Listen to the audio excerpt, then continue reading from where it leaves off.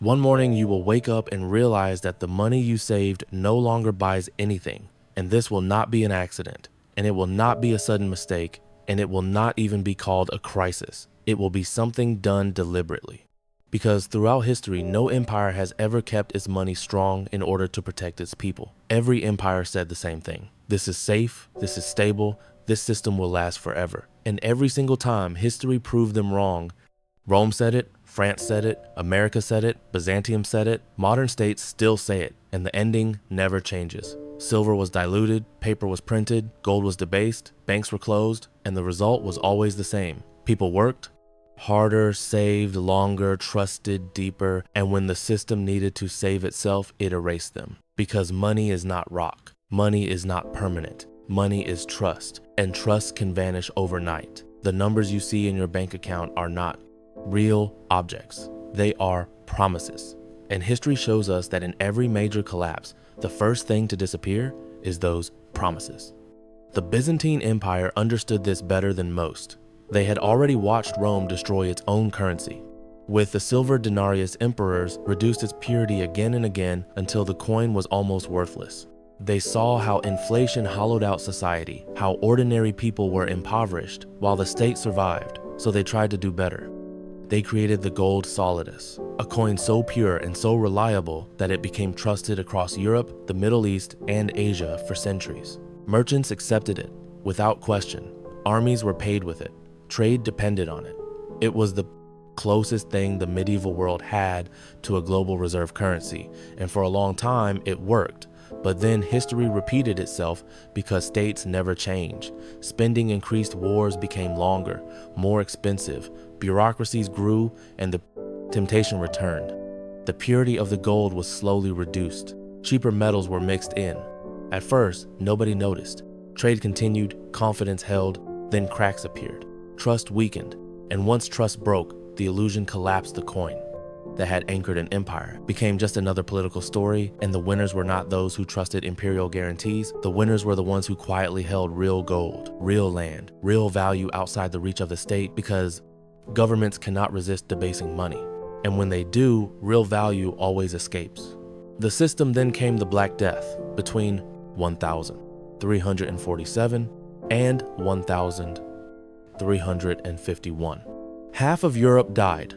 Cities emptied, villages vanished. Society seemed to collapse, and most people see only death and chaos. But the economic reality was colder and sharper. When people became scarce, labor became valuable. Survivors demanded higher wages. Land stood empty. Houses were abandoned. Food became more available relative to population. And suddenly those who survived had leverage. Land that once cost a fortune could be bought for almost nothing. It was a buyer's market. History showed that crises do not destroy wealth. They transfer it. Those with reserves gained power. Those without were erased. The same pattern repeated centuries later during COVID. Supply chains broke governments. Printed trillions, assets surged, wages lagged behind those with liquidity, bought property, stocks, businesses. Those living paycheck to paycheck fell further behind because crises always reward preparation and punish dependence. Then came Florence, the financial heart of Europe. Powerful banking families like the Bardi and Peruzzi lent to kings and popes. They were considered untouchable pillars of the system, too big to fail, until the King of England defaulted on his debts and the dominoes fell. Banks collapsed. Deposits vanished. Trade froze. Ordinary citizens who trusted reputation and size were ruined, and the lesson was carved into history. Too big to fail is the oldest lie in finance. The same lie appeared again with Lehman Brothers in 2008 and with Lebanese banks in 2019. Institutions exist to generate profit, not to guarantee your survival. When they fail, they take your savings with them. The American Civil War delivered the same. Lesson in blood and paper. The North printed greenbacks, the South printed graybacks, and inflation destroyed purchasing power in the South. Prices exploded, wages became meaningless. People carried bags of money that could not buy bread. What held value was not paper, but land, food, gold, tangible things. The French Revolution followed the same script. Assignats were printed to save the economy. Hope turned into excess. Excess turned into collapse. Farmers refused paper bread, riots, erupted, and once again, paper promises died. First, the Asian financial crisis of 1997 showed the danger of debt in someone else's currency. Countries borrowed in dollars, believing stability would last when collapse came. Debts doubled.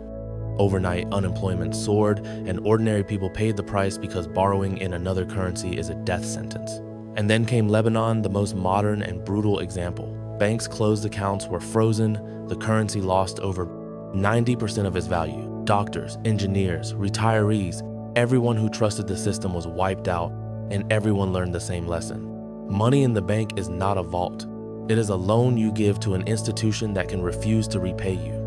History tells us there is no single protection, but there is one pattern: real assets, real skills, and the awareness that illusions always collapse. Every crisis is a transfer from those who trust to those who prepare, from paper promises to tangible value, from passive savers to active builders. The question is not whether collapse will happen, it always does. The question is when it does, will you be holding a promise or something real? Because this video is not made to scare you.